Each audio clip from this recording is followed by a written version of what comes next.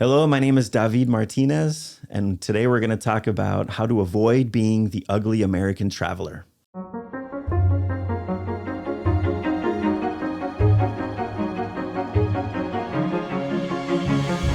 There is a phenomenon when I was traveling in Europe many years ago.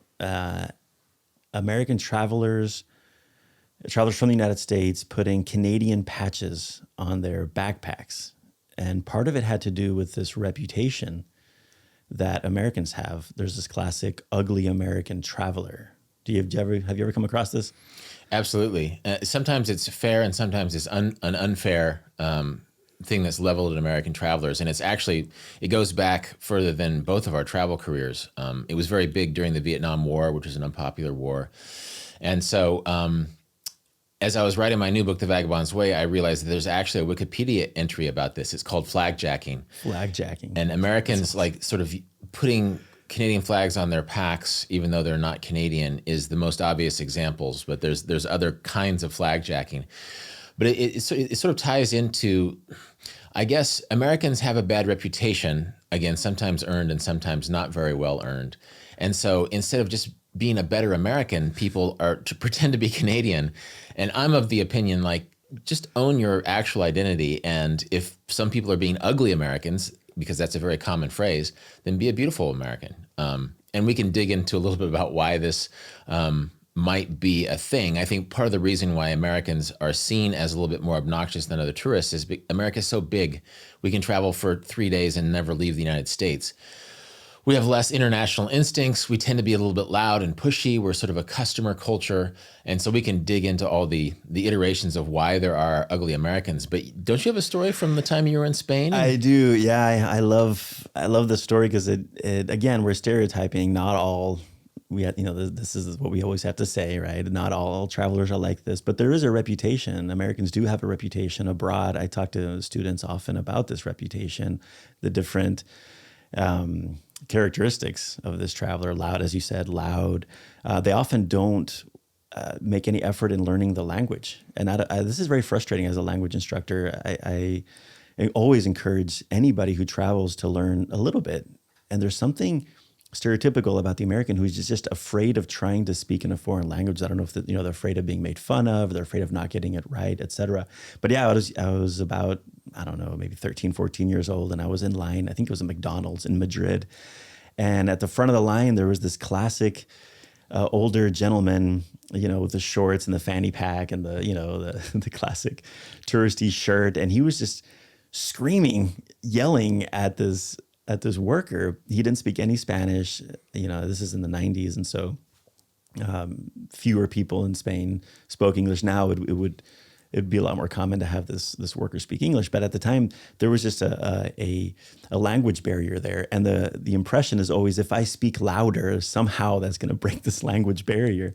And my father was there, and he went to the front of the line and kind of translated for this gentleman. And I've thought about that often because, again, there's certain things, ways in which you behave abroad. I have a theory about why this has happened or this has occurred. Tell me what you think about this. I think that in the United States, we are a little bit coddled in the sense that, think about a restaurant experience. You go to a restaurant now and you order a steak and they ask you how you want it cooked, what temperature, what cut, what side do you want with it. There's all these options. How much ice do you want in your glass? Free refills. Think about when you travel or when you go shopping, the customer's always right. You can return things. My wife still is floored. My wife was born in Spain and she's German. We've been living in the U.S. together for, I don't know how long, maybe 10 years or so. And she's still floored by some of these customs, the fact that you can return an item 30 days later. And so when you grow up with this kind of treatment, it can be difficult to go to a foreign country and not get the free refills, not get the ice in the drink, not get to decide how your steak is cooked. And one of my favorite things to do with students when I take them to Spain is to go to the restaurant and we sit around and I kind of wait to see how they're going to react to the waiter, the server, who doesn't come every every 3.5 minutes to make sure your water is refilled, to make sure everything's okay. And always the classic joke at the end when they're done eating, they make this joke every single year, and they say, well, I guess they don't want us to pay for the meal because the server isn't coming to give you the check. It's not like in the US where it's like, you got to hurry up, you got to hurry up and eat and get out of here so that we can fill the seat, or you also, I'm sure, are very busy, right? So I think that's my theory as to why the ugly American traveler has come to be. What do you think? Am I onto something or no? Oh, you're definitely onto something. And I think it's tied into the hyper-individualism of American culture, the idea that the customer is always right, or actually the customer should be the expert on how they eat. In France, there's more the métier, the idea that your profession affords you an expertise, which makes sense.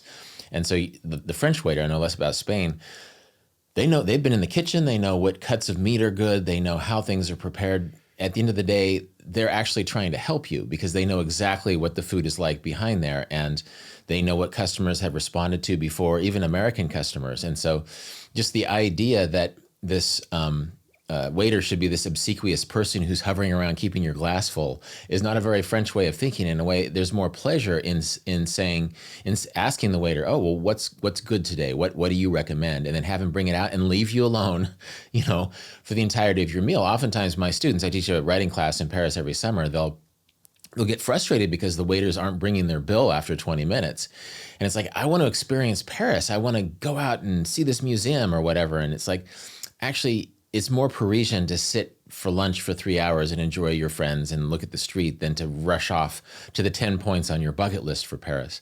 And so I think it is a cultural thing. Americans are sort of inculcated. There's advantages to having a consumer culture. But at the end of the day, overseas, you learn a lot about a place by the pace of the restaurant. And actually, oftentimes, the food is pretty good.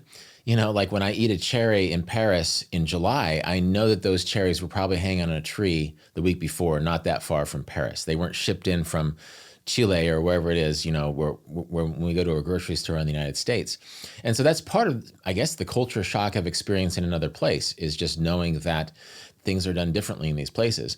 I think tying into something you said earlier, I think sometimes you go to a place like Latin America. Well, we're used to Latin Americans in the service industry in North America, and they've learned enough English to help us. But screaming at somebody in English in Costa Rica is not going to win you any friends or help you be understood. I think oftentimes this is literally a language issue, that it doesn't take that much language study to create goodwill. My French is terrible. I've been going there for years. But if you just say, bonjour, monsieur, they understand that you didn't say that very fluently, but you're trying, and it's a courtesy. And yeah, you don't just... If somebody in the United States, in New York, came up and screamed in Swahili, where does this bus go? The driver wouldn't have any patience for them. Well, Just imagine how ridiculous Americans are, sort of taking the entitlement of customer culture to other countries. They don't have it and don't speak the language. And so it's a giant can of worms. And I think for listeners, the idea might just, lead with humility and listen more than assume, and be curious. And if you're the only person in the restaurant screaming at the waiter, probably you're the one person who's in the wrong. It's not that hard to look around and see what the cultural norms are. Yeah, it's so great to hear you say that. I often talk about, because France has this reputation, speaking of stereotypes, I often hear people say, in France, they hate it when you try to speak French, and if you don't get it perfectly, they get mad at you and angry. And that has not been my experience. And I often say, the person who gets mad at you for trying to speak a language is going to get mad at you for a lot of other reasons. They're just an unhappy person. It has nothing to do with your language speaking abilities or your attempt at speaking a language. Everywhere I go, I try to learn a little bit of the language. When I went to Ethiopia, my phrase was, hello, how are you, always, right? And so forth. But then I also learned how to say, stay away from her, she's my wife. And that was my sense of humor. And so we're traveling around Ethiopia, and I was, hey, how are you? And we weren't even married at the time. I actually proposed to her in Ethiopia, but I would say, stay away from her, she's my wife. And they'd always start laughing. And it was just such a way to enter the culture, to get to know people, to talk to them. That's my sense of humor. In Vietnam, same thing. I learned, well, not the same thing. I tried to learn how to say, hello, how are you? Never got it right. 3 weeks, never got it right. They never understood what I said, but they could see that I was trying. And Vietnamese is a very difficult language, 7 tones. And again, same thing. I could see from them an appreciation of me trying and attempting, and this is what I encourage students and any traveler to do. Try to learn a couple phrases. It's gonna be good. Yeah, I think this is one thing that is intimidating to first-time travelers, and it's something that I overcame by being a language teacher in Korea for a couple of years, just realizing that language volume isn't going to help, but slowing down, being very clear, realizing that some people only know English from a textbook and they're not used to your Midwestern accent or whatever. Actually, the Midwestern accent is pretty clear, but just I think sometimes people are intimidated because they think that if they don't have enough Spanish or Swahili or Mandarin Chinese, then they're going to fail as travelers. When in fact, actually, people are friendly all over the world. Yeah. And people have patience, especially if it's like you just come up and say, "Hello, sir, I don't speak much of your language." And then like if somebody said that to you in English, you'd be charmed, right? And then you would help them find a place to eat or find a place to stay or play a game in the town square or something. And so I think a little bit of effort goes a long way. Yeah. And just being patient, listening. And again, if somebody is polite enough to try and speak English with you, just slow down and be very clear and very simple with your English, because in a way you're just trying to communicate, which goes more than fluency doesn't matter when communication is the goal, because there's many ways you can communicate, oftentimes through hand gestures and stuff, that a combination of linguistic and non-linguistic gestures can help you be understood. And it's a fun thing to happen as a traveler. It's a reputation that Americans have. There's a joke that you've told before about what do you call somebody who speaks two languages? Bilingual. Remember that? You told this joke. Yeah, yeah. Do you want to tell the joke? Well, you started it. So what do you call a person who speaks three languages? Trilingual. What do you call a person who only speaks one language? An American. American, yeah. So I can't stress that enough. Try to learn some of the language. What are some other ways that we can avoid being this ugly American traveler? We talked about language. We talked about some flexibility, humility. I think slowing down. I think sometimes that same consumer mindset that makes us think we are entitled to this many refills of our glass of water also makes us think that our travels are of higher quality if we do more.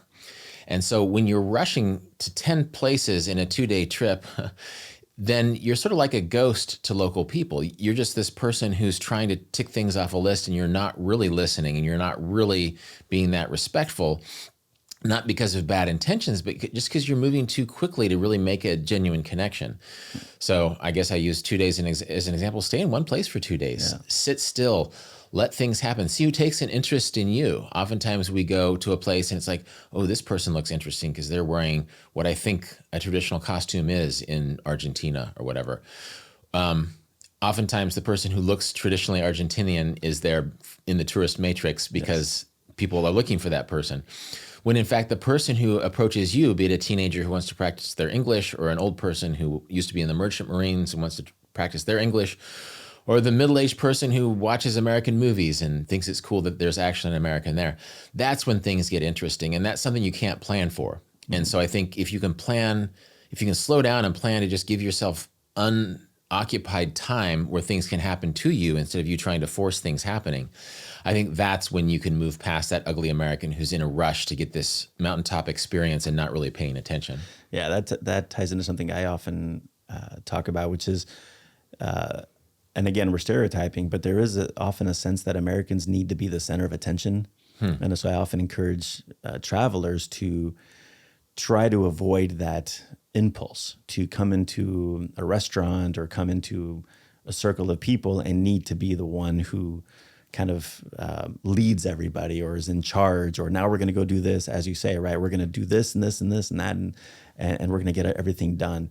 If you can try to step out of that role, I think that would also help with this ugly American traveler that we're trying to avoid. I think sometimes you can be an ugly American by trying too hard to not be an ugly American. That's like I've met a lot of Americans who are just like, oh, well, listen to me. Like, I didn't vote for this candidate who's not popular here, and I don't really believe in this. And it's like, well, you're an American who's talking a lot, that even though you're sort of trying not to be the stereotype that you think that the ugly American is, you're still sort of being this noisy, bossy person who's talking more than listening.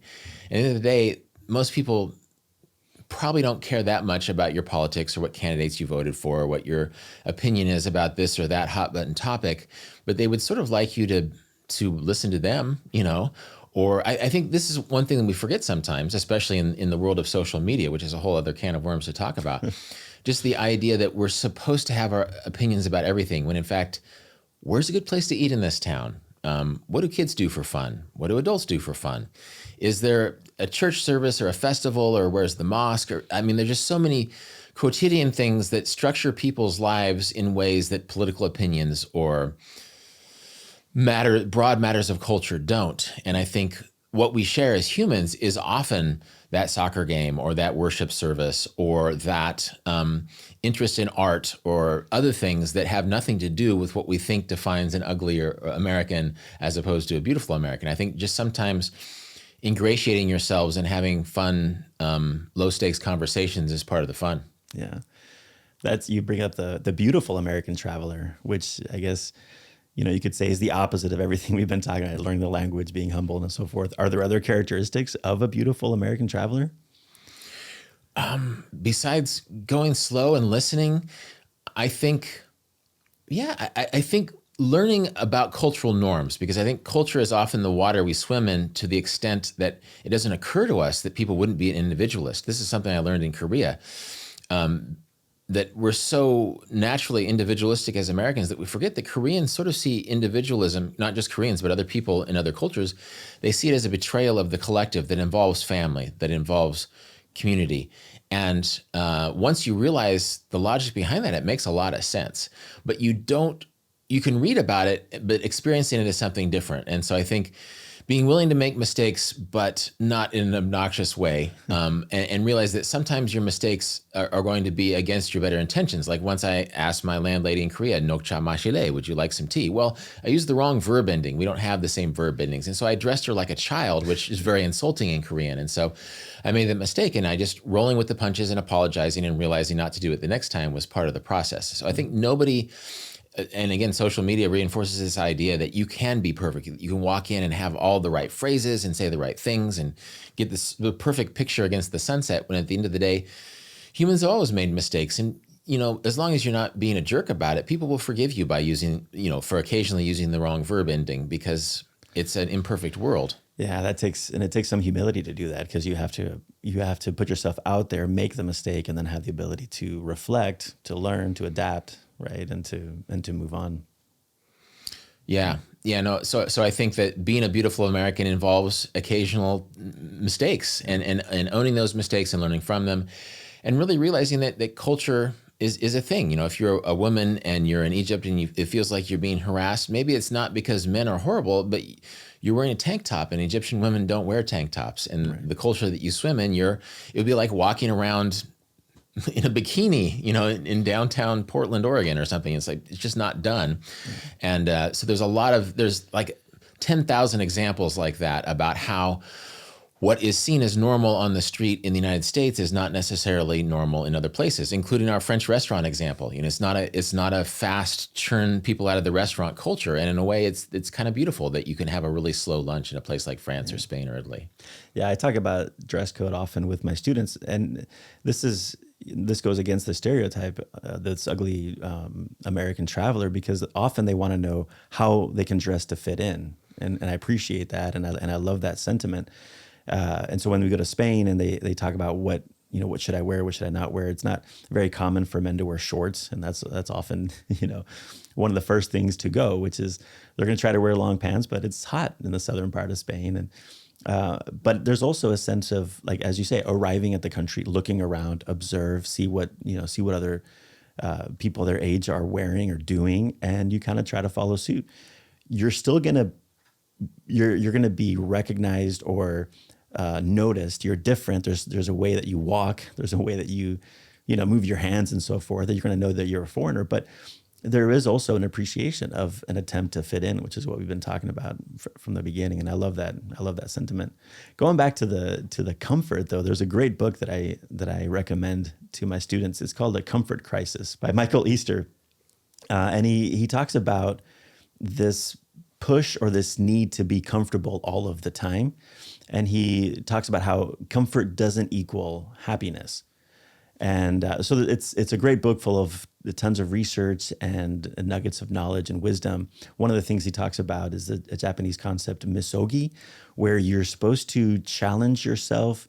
You're supposed to try something very difficult, something that you have a 50% chance of failing at, which can be a little jarring to try something where you might there's a 50% chance that you might fail. The only two rules in a misogi are, number one, it's got to be hard, and number two, don't die.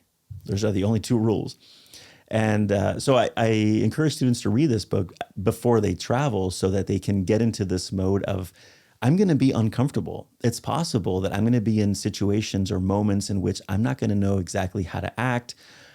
Maybe the bed is uncomfortable. I might not get a free refill. Heaven forbid, there's varying degrees of discomfort. But it's also just a good reminder that you can put up with things. You can overcome these difficult, quote unquote, uncomfortable situations.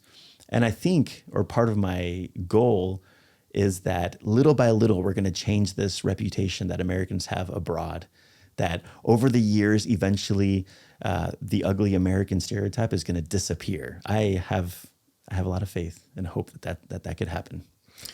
I do too. And I think often it's not fair. Like sometimes if Americans are noisy, it's because Americans tend to travel in big groups.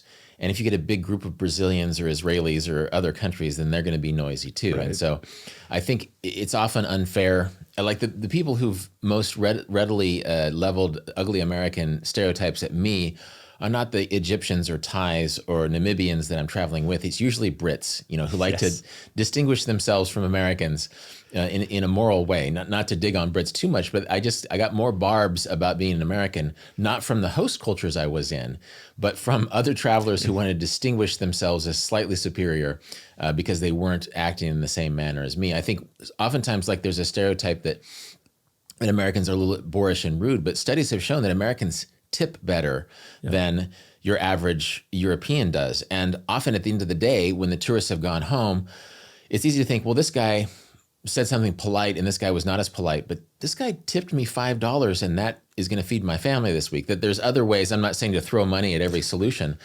but I think a lot of stereotypes that are leveled at Americans overlook the fact that Americans can be quite generous and gregarious and fun. And I think, especially as a first-time traveler, just remember to just ease your way into travel and remember that you're not entitled to anything and that it's a privilege to be able to be in another place and to just be a student of the place before you become a swaggering, declarative expert of the place. Yeah, the tipping culture is interesting because here you do tip, right? 15, 20% or beyond. And in Europe, it's not common. You leave a couple of whatever coins you have in your pocket, you just kind of throw.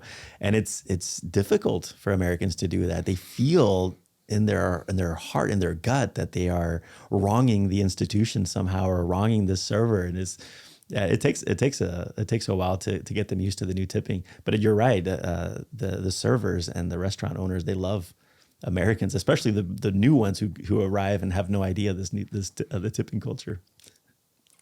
Yeah. And that reverses, I'm thinking of other cultures that oftentimes, if you have any friends who are a waiter or waitress, they dread that table of Germans who isn't used to tipping culture yet, or whatever European country, and they think 10% is this grand gesture, when in fact, some of the biggest tippers I've known in America are people without a lot of money, but they've worked as wait staff before and they know how much it's appreciated. Yeah. So that reminds me. I was eating at a restaurant in Tennessee somewhere, and my friend's wife is Peruvian, and her brother was visiting from Peru, and we're having this nice meal. And he wanted to pay for the meal. This was his way of appreciating, saying thank you for hosting me and so forth. I'd like to pay for this meal. I said, sure, okay. I didn't think anything of it. He pays, we walk out the door, and the server comes running out and throws a handful of change at us, just launches it at us. Right. And, it starts yelling at us, berating us. And the Peruvian is looking around like, what's happening? What is happening? And what had happened is he had tipped 5% or just left a couple of coins. Yeah. And the meal was, it was quite expensive. So yeah, you're right. There's this reverse, adapting to culture. But at the same time, I think there were a lot of lessons to be learned in that. The Peruvian could have learned about the culture in the United States. Their server could have recognized that this person was not from this country. There could have been a conversation, right? That didn't happen that way. Those are the stories that then get ingrained in your mind, right? The Peruvians are a certain way. This is my one experience with a Peruvian, and now I believe that all Peruvians are this way, or vice versa. Well, that's why I think instead of flag jacking, just owning your identity and being the best American you can be is good. And just every time I hear a story, I think of something else. Like I know that church tours became popular in Harlem because of the gospel singers and stuff. But then like so many busloads of Germans and French people just sort of sitting in a church as if it's another tourist attraction, and sort of not paying the respect that is due a religious service. Well, that becomes stereotyping too. And so I'm sure there's people in Harlem who just are tired of another busload of Germans coming to the gospel service for the music, but they don't necessarily aren't going to respect any spiritual texture of the service. And so I think that the phrase is ugly American, and it's ugly American for a reason, but that doesn't absolve any other culture from being insensitive in ways that they might not understand. And tipping is a great example because it's so ingrained in certain, even inequities of how we decide to pay our servers in the United States, that culturally some people just don't understand it. And it's not until they get change thrown at them, or until they meet a waiter who says, yeah, actually, I paid my way through college because of the generosity of people who were eating meals. And at the end of the day, it didn't cost them that much more, but it meant a lot to me. You know, my wife is an actress, and she's waited tables plenty of times, and those big tips meant a lot to her. And so that is cross-cultural as much as anything. So I guess we've sort of segued this from an ugly American to just an ugly traveler thing. Yes. There's different ways to misunderstand a place, often by accident, you know, because oftentimes people aren't trained in American tipping culture, just like they aren't trained to say, look, you know, when you're in a Muslim country, there's very specific things you should do. You should take your shoes off in the mosque, blah, blah, blah, blah. And so I think it is maybe even doing your homework. This is another way to avoid being the ugly American, just knowing what the cultural norms are in a place, knowing what is polite and what is not polite. Gosh, it goes a long way to just have a little bit of knowledge. Yeah, and there too, as you say, there is this reality of an ugly American traveler that exists. And so be aware of that when you travel. You are carrying this burden, quote unquote burden, unfairly or fairly. That doesn't really matter at this point, but it exists and it's there. But it also, as you say, it's any traveler. I talk about this a lot when we go to certain countries where you have to be careful what you wear, you know, like exposing shoulders and so forth. And we get into this conversation about, I'm an independent person. I should be able to wear this without having people gawk at me and so forth. And maybe there's an element of truth to that, but it doesn't take away from a reality of you growing up in a specific culture that allowed you to become this very independent person. And you are entering into a different culture, a different history that hasn't had that. And so I think in that case, within certain boundaries and without getting too political here, you are the one who you have to adapt to that culture, as you say, to learn about the culture before you go and realize that this is a privilege. And so, I don't know, change a little bit, adjust your wardrobe a little bit, take your shoes off, even if that does make you uncomfortable. Or respect certain hierarchies that we no longer do in the United States. I mean, oftentimes we're so individualist that if a kid comes up and asks for candy in a place, you either say yes or no to the kid. You don't ask where the parent is.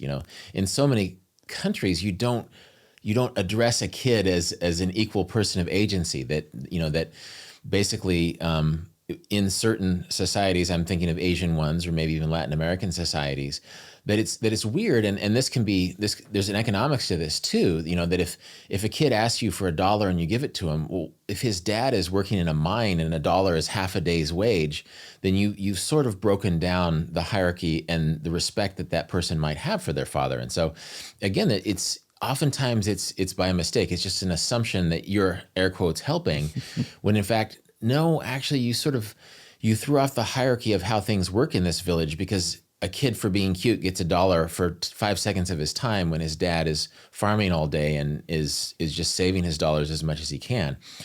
And so I guess this is the can of worms that intimidate people about travel, because you don't want to do things wrong. Right. But I think just sort of going slow and paying attention and adjusting accordingly counts for a lot. You're not going to ruin a village economy by giving a kid $1, but it's good to know that you can't do that all the time. Right. And you can reflect on your actions as well. I think there was one time we were traveling, I don't remember where exactly, but we were handing out candy and the best of intentions. I think it was Ethiopia. Best of intentions, you know, there were kids walking up and we're handing candy. And then we were, towards the end of the trip, somebody said, you know, why are you giving candy? There aren't that many dentists around here. You're ruining their teeth and, you know, and so forth. And like, oh my goodness, we were just trying to make the kid happy, you know? And so I can, there are two choices. One, I can beat myself up and I'm the worst traveler ever and I'm never going to leave ever again because I can never do anything wrong. Or I can learn from that. And then when I was in Burma and Myanmar some years later, we bought some books from a local nonprofit, and during our travels, we stopped at various schools and we're handing out books, and that felt like we're not ruining anybody's teeth at this point, and we're giving them, you know. And I'm sure there's a critique like, what if they don't know how to read? I mean, there's always going to be some reason not to participate in the culture, but I think the important thing here is to, again, humility, ability to learn and adapt and continue to travel. Well, actually, I have another example if we have time. Do we have time to, of go into course. some other examples? Yeah. Yes. Well, just thinking about the reason that travelers give candy to kids is that you get a reaction and they're happy and they love candy. Everybody loves candy. This also happens in volunteer and mission type situations. Well, you'll have a traveler go, and often it's young travelers. You'll teach English for a couple of days in a classroom. You get a bunch of pictures with the kids in the classroom. And then those are the pictures you show to your friends back home. Oh, look at these villagers in Kenya that I taught English. Do you know the name of that kid? You know, do you know what their father does for a living? If this was an orphanage, are you sure they're an orphanage? Because there's actually a volunteerism industrial complex. And there, books have been written about this, that it incentivizes people to have the kids looking poor and disadvantaged, because at the end of the day, the person who only has 3 days to spare on their mission trip, they want a picture of them with a poor looking African, as opposed to spending a year, spending 5 years, actually being trained as a teacher, actually being trained as a doctor and spending time there. And so I think one thing that we should push back against as Americans is that superficial loop. Often it's social media driven now, of saying, look at me, I'm a good person, I'm a good Christian. Here I am with these poor kids in this country X, when in fact, sometimes you're doing a disservice because you're not really affecting any change at all. It's about you, you know. Yeah. Oftentimes on volunteer mission trips, it's about the story that we tell about ourselves when we come home, as opposed to the long-term longevity, 6 months, 6 years, 60 years of this community.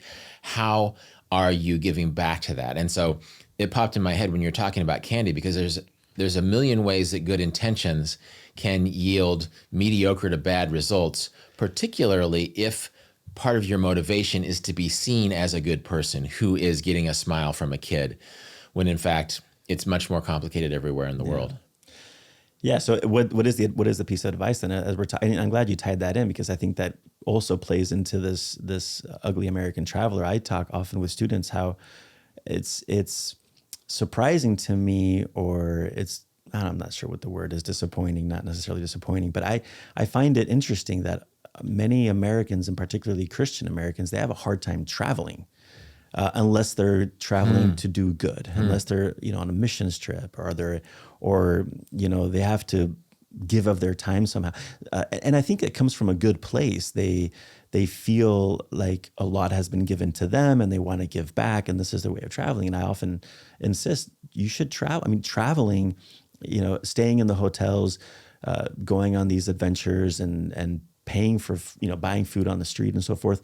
You are giving to the economy, right? Local economies and of these countries. And that's enough.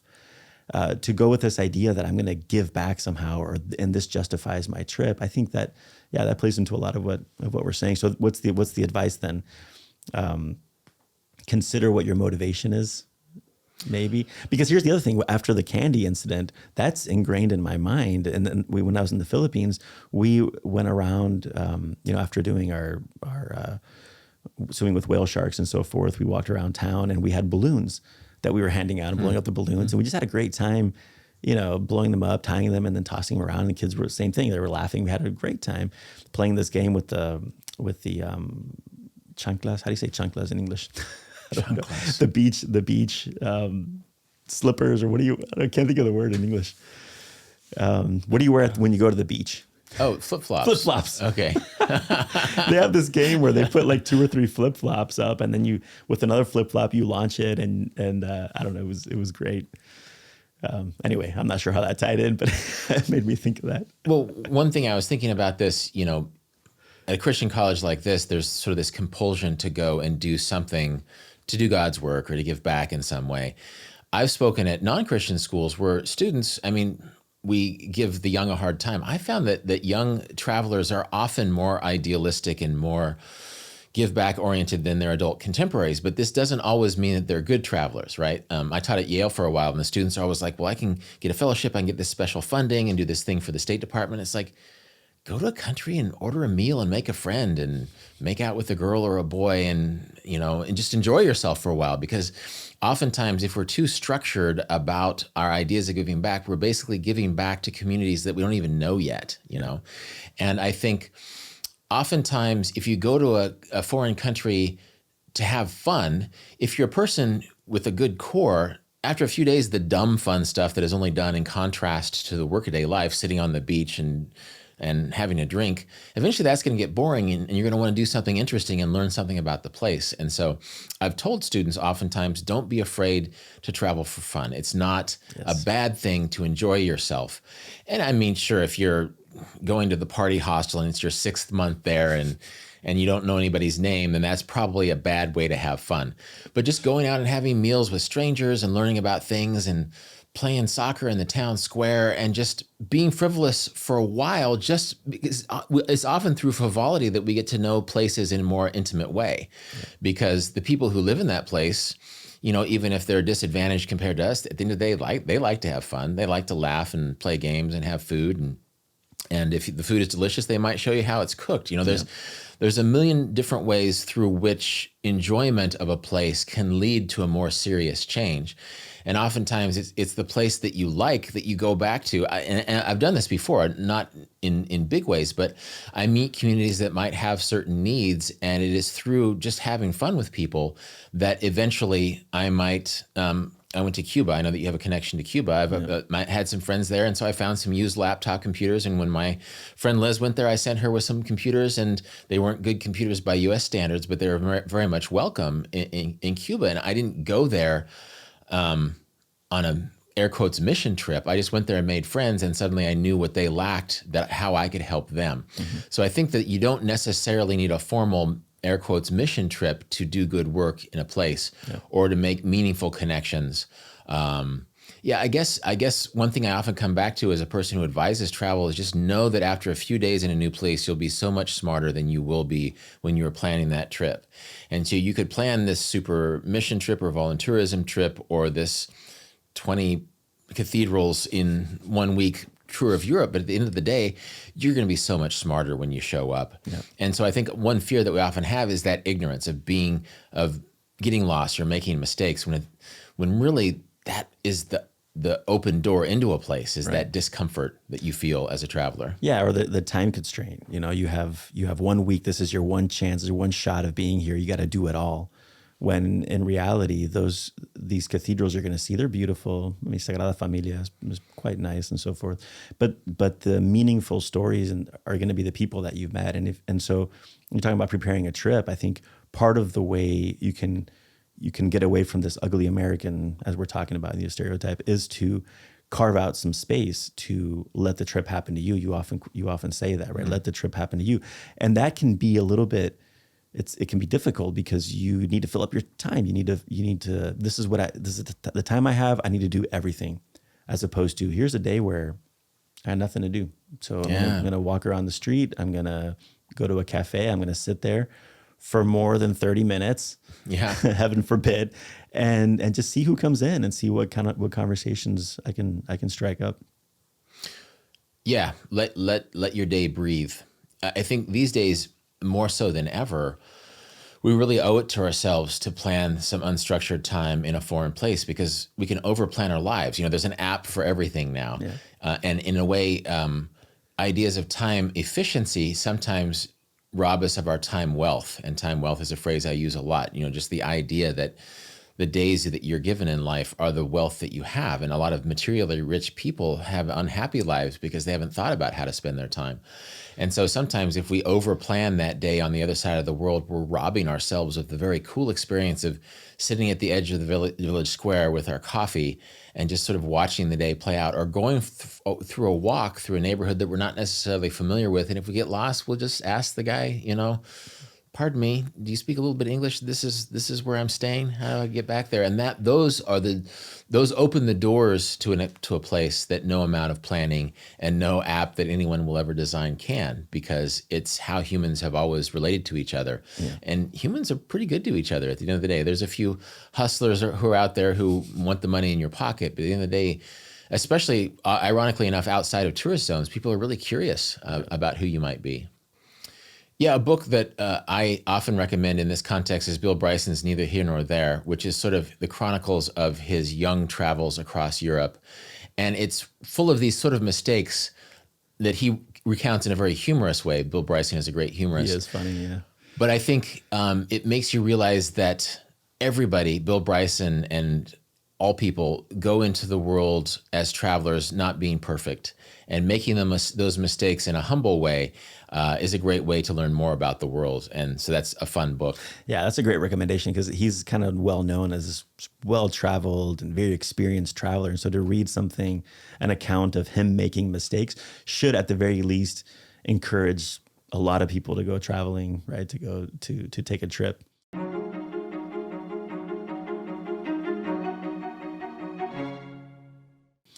Okay, I think we're going to spin the globe now. Okay. And then see what happens. I'm going to spin it. Do you want to put your fingers somewhere and see? You can't look at it. All right. Good luck. Ooh, wow, look at that. I am on Venezuela. Which I haven't been to. Venezuela is a tough place to go these days. But I've been to Colombia, which is right next door. Okay. And I think sometimes the reason you go to a place doesn't have to be a good one. And the reason I went to Colombia is that I was in New York for a while, and Spirit Air had $300 tickets to Bogota from New York. That's a great reason to go. That's a great reason to go, right? I think there's a lot of really dumb reasons that can yield great rewards. And so I flew into Bogota. I stayed in a beautiful neighborhood it's a very mountainous city that overlooked the city, didn't cost a lot of money. They have an old salt mine that they made a cathedral underground. Are you familiar with this? I have not, no. Yeah, it's basically an underground city, including a church in this old salt mine, which is amazing to see. I also went to Medellin, which some people know from its old Pablo Escobar cocaine trade days, but now is this very modern city. It could be like San Jose, California. It's a very comfortable modern city. There's a lot of expatriate digital nomads living there because it's such a comfortable place to live. And so for the dumb reason of just saying, yeah, for $300, I could fly to St. Louis or I could go to Bogota, my experience of Colombia flowed out of a bargain. And it was very memorable.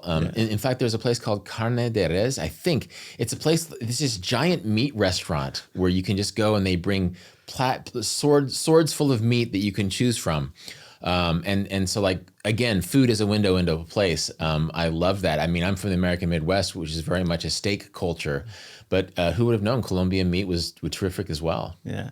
I also have not been to Venezuela. It's on my list. And my only experience in Colombia was I spent 12 days on the Amazon River. We ended up on the border between Peru, Brazil, and Colombia. And you could cross the border into these different countries. And so we did that. We were in Brazil, my buddy and I, and we hopped on a motorcycle, went around the barricade with these guys with these machine guns, they didn't check anything. We rode up a little bit, had pizza in Colombia, and then came back to Brazil. That's my only experience in Colombia. But I love that you bring up Colombia because it's a country that generally Americans are still afraid of going to. There's this kind of aura of, the drug cartels and what's going to happen. You're going to end up in a bathtub, with like ice, and they take your kidney to trade and all these things. And I try to encourage, my only experience in Colombia is I can't speak to it. But I've had enough friends who have gone and know enough Colombians who, who live there to know that it's very safe and beautiful country. And when did you go? What year did you go? Probably 10 years ago. 10 years ago? Yeah, So 2013. can you vouch for the safety of Colombia? Help our listeners. Absolutely. Go to Colombia. Well, I think countries have reputations that are in flux.